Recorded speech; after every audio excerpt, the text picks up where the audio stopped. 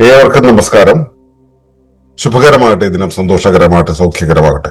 അനുഭവങ്ങളും അനുഭൂതികളും നമ്മേവരെയും നയിക്കുമാറാകട്ടെ. ആരോഗ്യത്തെക്കുറിച്ചുള്ള സുദീർഘമായ ഒരു പരമ്പര നമ്മൾ കഴിഞ്ഞു. അടുത്ത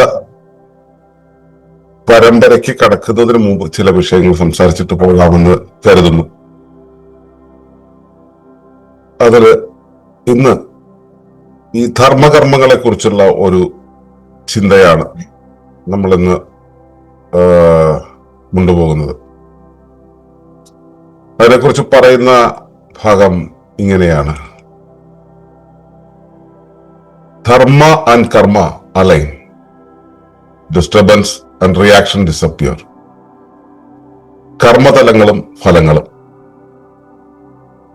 ഒരു സത്തയുടെ രൂപീകരണത്തിന് കാരകമായ അതിന്റെ ഉപരിവ്യവസ്ഥ കൽപ്പിക്കുന്ന ധർമ്മങ്ങളെ നിർവഹിക്കുന്നതാണ് യഥാർത്ഥ കർമ്മം. അതായത് ഒരു സത്തയുടെ ധർമ്മത്തിന്റെ നിർവഹണമാണ് കർമ്മം. അവിടെ ധർമ്മവും കർമ്മവും ഒന്നായിരിക്കണം.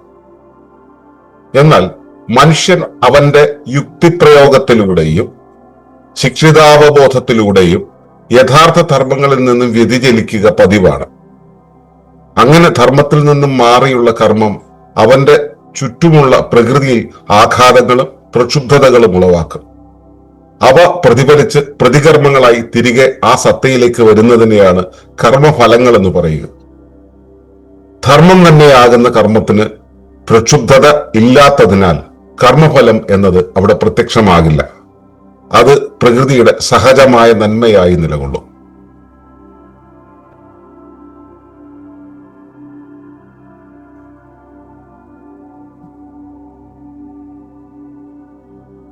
അപ്പോ ഇതാണ് ഇന്നത്തെ വിഷയം.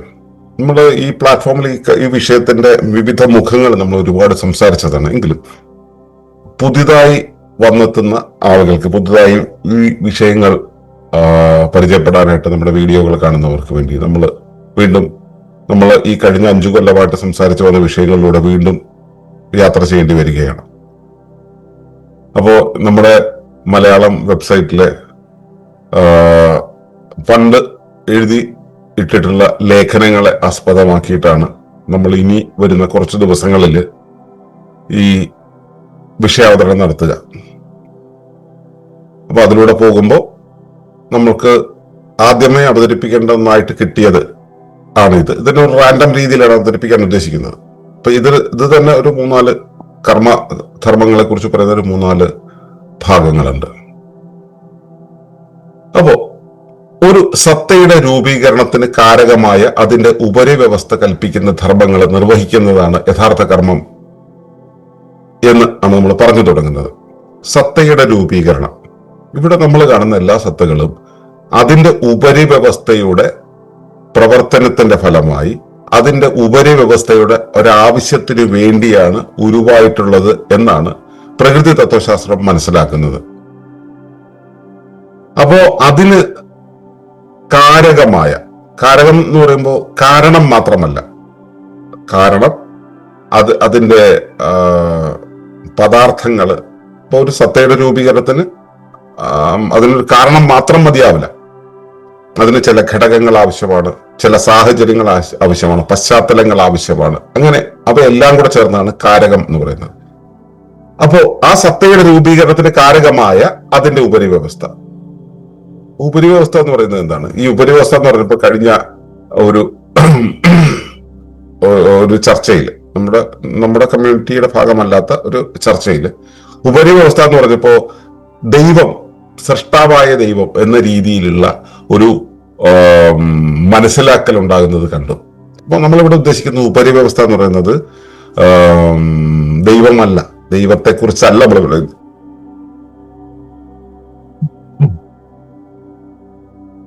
ദൈവമില്ല എന്നോ ദൈവമുണ്ടെന്നുള്ള തർക്കത്തിനോ ചർച്ചയ്ക്കോ ഒന്നും അല്ല നമ്മളിവിടെ പോകുന്നത്. ഇവിടെ ഉപരിവ്യവസ്ഥ എന്ന് പറയുന്നത് കൂടുകൾക്കകത്ത് കൂടുകളായി അടുക്കി വെച്ചിട്ടുള്ള ആ എൻകാപ്സുലേറ്റഡ് ഹൈറാർക്കിക്കകത്ത് നമ്മൾ നിൽക്കുന്നത് പ്രകൃതി തൽക്കാലത്തേക്ക് മനസ്സിലാക്കാൻ വേണ്ടി ഭൂമി എന്ന് പറയാം. ഭൂമി എന്ന ഒരു മഹാഗർഭപാത്രത്തിന്റെ അകത്താണ് നമ്മൾ ഉണ്ടായിട്ടുള്ളത്. ഏതുപോലെ എന്റെ കൈ എന്റെ ശരീരത്തിന്റെ അകത്താണ് ഉണ്ടായിട്ടുള്ളതെന്ന് പറയുന്നത് പോലെ. അപ്പോ വീണ്ടും ഒരു സംശയം വരും, കൈ ശരീരത്തിനകത്തല്ലല്ലോ പുറത്തല്ലേ എന്ന്. ശരീരത്തെ മൂടുന്നത്, ശരീരത്തിന്റെ പരിധി നിശ്ചയിക്കുന്നത് നമ്മുടെ ചർമ്മമാണ്. ചർമ്മത്തിന്റെ അകത്ത് നിൽക്കുന്ന ഘടകങ്ങളെ കുറിച്ച് നോക്കുകയാണെങ്കിൽ കൈ ശരീരത്തിന്റെ അകത്താണ് നിൽക്കുന്നത്. അതുപോലെ ഭൂമിയാകുന്ന ഒരു മഹാഗർഭപാത്രത്തിന്റെ അകത്താണ് നമ്മൾ നിൽക്കുന്നത്. അപ്പോ ഭൂമിയെയാണ് നമ്മളിവിടെ ഉപരിവ്യവസ്ഥ എന്ന് വിളിക്കുന്നത്. ഇനി ഇതിന്റെ ഇടയിൽ പല തലങ്ങളുണ്ട്, അവയെല്ലാം നമുക്ക് ഉപവ്യവസ്ഥകളായിട്ട് കണക്കാക്കാം. തൽക്കാലത്തേക്ക് അവയിലേക്ക് പോട്ടെ, പെട്ടെന്ന് മനസ്സിലാകാൻ വേണ്ടി ഭൂമി എന്ന പ്രകൃതിയെ ആ ഉപരിവ്യവസ്ഥ എന്ന് നമുക്ക് മനസ്സിലാക്കാം. ആ ഉപരിവ്യവസ്ഥ കൽപ്പിക്കുന്ന ധർമ്മങ്ങളെ നിർവഹിക്കുന്നതാണ് യഥാർത്ഥ കർമ്മം. അപ്പോ എന്തിനാണ് ഇങ്ങനെ ഒരു സത്തയെ ഉരുവാക്കിയിട്ടുള്ളത്?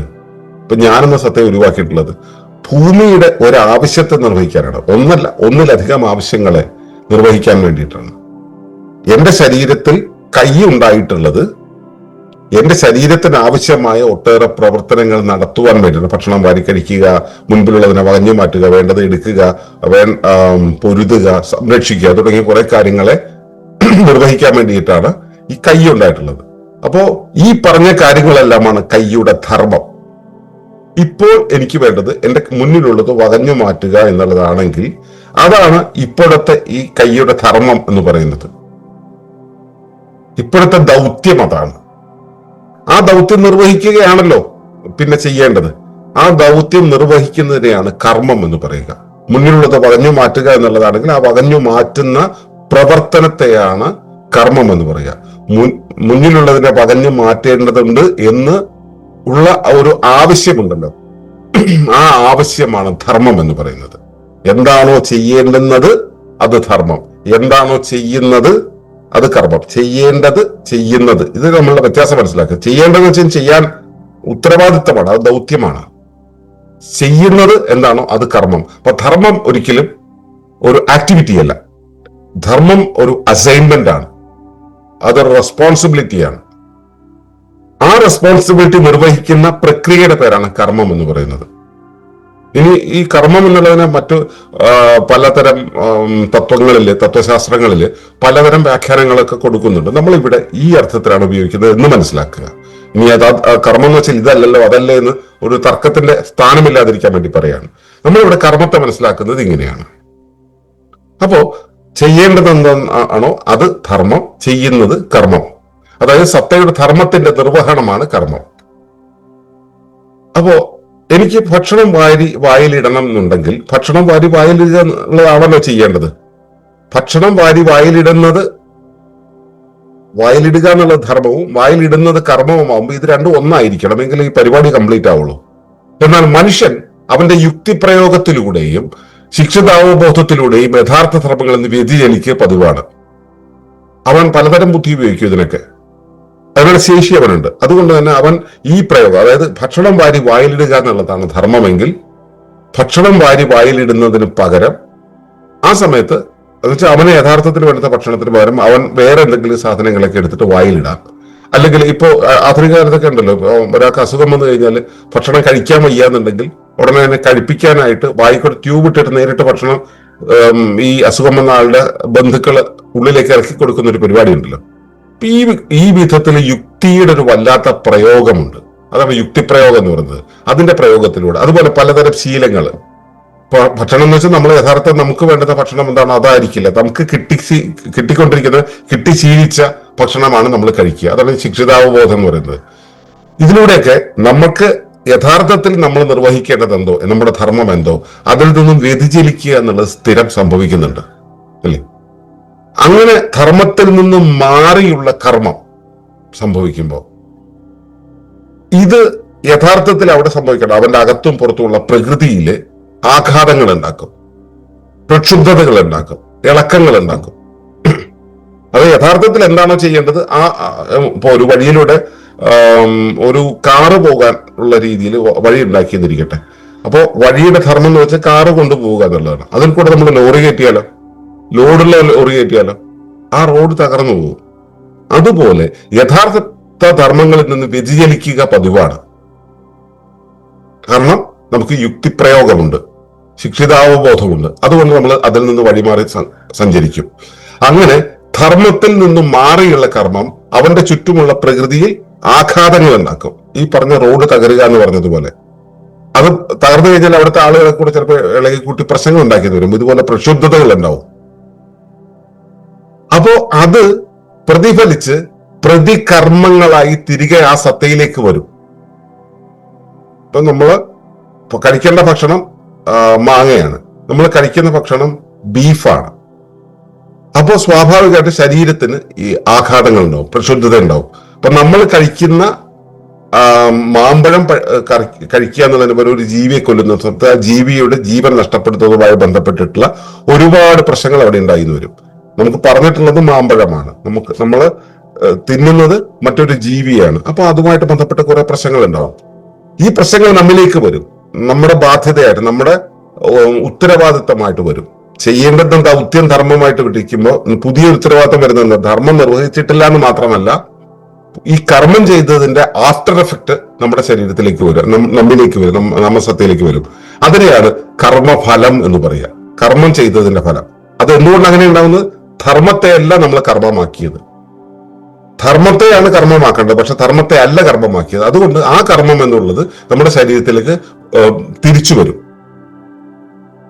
ഇവിടെ ശ്രദ്ധിക്കേണ്ട ഒരു കാര്യം, ധർമ്മവും കർമ്മവും ഒന്നായിരുന്നു കഴിഞ്ഞാൽ ഈ തിരിച്ചുവരവ് ഉണ്ടാവില്ലല്ലോ, കർമ്മഫലം ഉണ്ടാവില്ലല്ലോ. എന്താണോ ചെയ്യേണ്ടത്, ചെയ്യാൻ പറഞ്ഞിട്ടുള്ള പണി ചെയ്താൽ പോരെ. മനുഷ്യനിവിടെ ജീവിക്കുന്നത്, ഓരോ മനുഷ്യനും ജീവിക്കുന്നത് അവൻ്റെതായിട്ട് ചില പർപ്പസുകൾ നിർവഹിക്കാൻ വേണ്ടിയിട്ടാണ്. ഈ പർപ്പസ് അല്ല നമ്മളെ മുൻപോട്ട് കൊണ്ടുപോകുന്നത്. നമ്മളെ സോഷ്യൽ കണ്ടീഷനിങ് ആണ് മുൻപോട്ട് കൊണ്ടുപോകുന്നത്. നമ്മളെ നിയന്ത്രിക്കുന്നത് മറ്റാരൊക്കെയാണ്. നമ്മൾ കഴിക്കേണ്ട ഭക്ഷണമല്ല നമ്മൾ കഴിക്കുക, നമ്മൾ ചെയ്യേണ്ട ജോലിയല്ല ചെയ്യുക. ഇതൊക്കെ വേറെ ആരോ നിയന്ത്രിക്കുന്നു. വേറെ ആരോ നിയന്ത്രിച്ചിട്ട് നമ്മുടെ ജീവിതത്തിൽ ഇടപെട്ട് നമ്മുടെ ആ വഴിക്കൊക്കെ കൊണ്ടുപോകുന്നു. അവരുടെ ഇൻഡസ്ട്രി നടപ്പിലാക്കാൻ വേണ്ടി, അവരുടെ പണവ്യവസ്ഥ പ്രവർത്തിക്കാൻ വേണ്ടി, അവരുടെ ഭരണവ്യവസ്ഥ പ്രവർത്തിക്കാൻ വേണ്ടി, അവരുടെ കൺസ്യൂമറിസം പ്രവർത്തിക്കാൻ വേണ്ടി നമ്മളെ ചട്ടുകമാക്കുന്നു. ആ സമയത്ത് നമ്മൾ ധർമ്മത്തിൽ നിന്നും മാറിയുള്ള കർമ്മങ്ങൾ ചെയ്തുകൊണ്ടിരിക്കും. സ്വാഭാവികമായിട്ട് ധർമ്മത്തിൽ നിന്ന് മാറി എന്ത് ചെയ്താൽ അത് കർമ്മഫലമായിട്ട് തിരിച്ചു വരും. ആ കർമ്മഫലം നമ്മൾ അനുഭവിച്ച് തീർക്കേണ്ടി വരും. അപ്പോ ധർമ്മവും കർമ്മവും ഒന്ന് തന്നെയാകുന്ന ഒരവസ്ഥയാണെങ്കിൽ അവിടെ പ്രക്ഷുബ്ധത ഉണ്ടാവില്ല. പ്രക്ഷുബ്ധത ഇല്ലാത്ത സമയത്ത് ഈ കർമ്മഫലം എന്നുള്ളത് അവിടെ പ്രത്യക്ഷമാവില്ല. പുതിയതായിട്ടൊരു റെസ്പോൺസിബിലിറ്റി വന്നു തീരില്ല. കർമ്മഫലം വന്നു കഴിഞ്ഞാൽ എന്താ, ഇനി ആ കർമ്മഫലത്തെ നീട്ടാനായിട്ട് ഇപ്പോ കാറ് പോകേണ്ട റോഡിൽ ലോറി പോയി, ഇപ്പൊ പിന്നെ അടുത്ത കാറ് കൊണ്ടുപോകേണ്ട റോഡ് ധർമ്മം, ലോറി പോയി കർമ്മം. ഇനി എന്താ, ആ റോഡ് കേടുവന്നു. അപ്പൊ പിന്നെ ഇനി ആ റോഡ് റിപ്പയർ ചെയ്യാന്നുള്ള അടുത്തൊരു കർമ്മഫലം നമ്മുടെ മുമ്പിൽ വന്നു ചേർന്നു. പുതിയൊരു ധർമ്മത്തിന്റെ രൂപത്തിൽ അത് വന്നു ചേരും. ധർമ്മവും കർമ്മവും ഒന്ന് തന്നെയാണെങ്കിലോ അവിടെ പ്രക്ഷുബ്ധത ഉണ്ടാവുന്നില്ല. അതുകൊണ്ട് കർമ്മഫലം എന്നുള്ളത് അവിടെ പ്രത്യക്ഷമാണ്. പുതിയൊരു കർമ്മഫലം അവിടെ ഉണ്ടാവുന്നില്ല. അങ്ങനെ വരുമ്പോഴാണ് അത് പ്രകൃതിയുടെ സഹജമായ നന്മയായിട്ട് നിലകൊള്ളുക, സഹജമായ രീതിയിൽ അത് മുൻപോട്ട് പോവുക. അപ്പൊ ധർമ്മങ്ങൾ ഒന്ന് തന്നെയാകുന്ന ഒരവസ്ഥയിൽ ജീവിതത്തെ മുൻപോട്ട് കൊണ്ടുപോകുന്ന സമയത്ത് ശാന്തി ഉണ്ടാവും, സമാധാനം ഉണ്ടാവും, ആരോഗ്യം ഉണ്ടാവും, സുസ്ഥിരത ഉണ്ടാവും. ഞാനിത് പറഞ്ഞത് നമ്മുടെ വെറും ഒരു സ്പിരിച്വൽ കോണ്ടെക്സ്റ്റിലല്ല, നമ്മുടെ ജീവിതത്തിന്റെ എല്ലാ ഘട്ടങ്ങളിലും, സാമൂഹ്യ ജീവിതത്തിൽ, സുസ്ഥിരതയിൽ, പാരിസ്ഥിതികമായിട്ടുള്ള അവബോധത്തില്, ഒരു സിറ്റിസൺ എന്നുള്ള രീതിയിലുള്ള നമ്മുടെ ഒരു സിവിക് സെൻസിൽ ഒക്കെ ഇത് ഉണ്ടാവേണ്ടതുണ്ട്. നമ്മൾ ചെയ്യേണ്ടത് മാത്രമേ ചെയ്യേണ്ടതുള്ളൂ. ചെയ്യേണ്ടതിലധികം ചെയ്തിട്ടുണ്ടെങ്കിൽ കർമ്മഫലമായിട്ട് മാറും. അത് പാരിസ്ഥിതികമായിട്ടുള്ള ആഘാതം ഉണ്ടാക്കും, മാനസികമായിട്ടുള്ള ആഘാതം ഉണ്ടാക്കും, നമ്മുടെ പ്രവർത്തനങ്ങളെ വല്ലാത്ത രീതിയിൽ മുൻപോട്ട് കൊണ്ടുപോയി വരുമ്പോ. അപ്പോ അത് ഒഴിവാക്കണമെന്നുണ്ടെങ്കിൽ, ആ ടർബുലൻസ് ഇല്ലാത്ത ശാന്തമായിട്ടൊരു അവസ്ഥയിൽ കൊണ്ടുപോകണമെന്നുണ്ടെങ്കിൽ നമ്മൾ അനുചിതമായ നിർമ്മാണങ്ങൾ, അനുചിതമായ പ്രവർത്തനങ്ങൾ, അനുചിതമായ യാത്രകൾ ഇവ ഒഴിവാക്കണം. നമ്മൾ ആരെയും പോറ്റേണ്ട കാര്യമില്ല, മറ്റാരെയും പോറ്റി നമ്മൾ പോകേണ്ട കാര്യമില്ല. നമ്മുടെ ജീവിതവും നമ്മുടെ കുടുംബവും നമ്മുടെ പ്രദേശവും നമ്മുടെ ഭൂമിയും ഒക്കെ ശാന്തമായിരിക്കുകയാണ് വേണ്ടത്. അതിന് ചെയ്യേണ്ടത് എന്താണെന്ന് വെച്ചാൽ ധർമ്മത്തെ മാത്രം ചെയ്യുക, അനുചിതമായ കർമ്മങ്ങൾ ചെയ്യാതിരിക്കുക. തുടർന്നുള്ള ദിവസങ്ങളിൽ ഇതിന്റെ ബാക്കിയുള്ള കാര്യങ്ങൾ കൂടെ നമുക്ക് സംസാരിക്കാം. അപ്പോൾ ഇന്ന് മനസ്സിലാക്കേണ്ടത് വെച്ചാൽ ധർമ്മവും കർമ്മവും അലൈൻ ചെയ്ത് വരുന്ന സമയത്ത് ഈ ഡിസ്റ്റർബൻസുകളും റിയാക്ഷനുകളും ഉണ്ടാവില്ല, ശാന്തമായിരിക്കും. അപ്പോൾ ജീവിതം ശാന്തമാകണമെങ്കിൽ ധർമ്മവും കർമ്മവും ഒന്നായി സൂക്ഷിക്കാനുള്ള തിരിച്ചറിവുണ്ടാവുക, അതിനുള്ള സന്നദ്ധത ഉണ്ടാവുക. അതിലായിരിക്കാൻ നിങ്ങൾക്ക് കഴിയുമാറാകട്ടെ എന്ന് പ്രാർത്ഥിക്കുന്നു. നന്ദി, നമസ്കാരം. തുടർന്നു കാണുന്നതിനു മുമ്പായി ഈ വിഷയം ഇഷ്ടമായെങ്കിൽ ഒന്ന് ലൈക്ക് ചെയ്യുക, കമന്റ് ചെയ്യുക, ഷെയർ ചെയ്യുക. നിങ്ങൾ പ്രകൃതിയെ ഇഷ്ടപ്പെടുന്നുവെങ്കിൽ ഈ ചാനൽ ഒന്ന് സബ്സ്ക്രൈബ് ചെയ്യുക.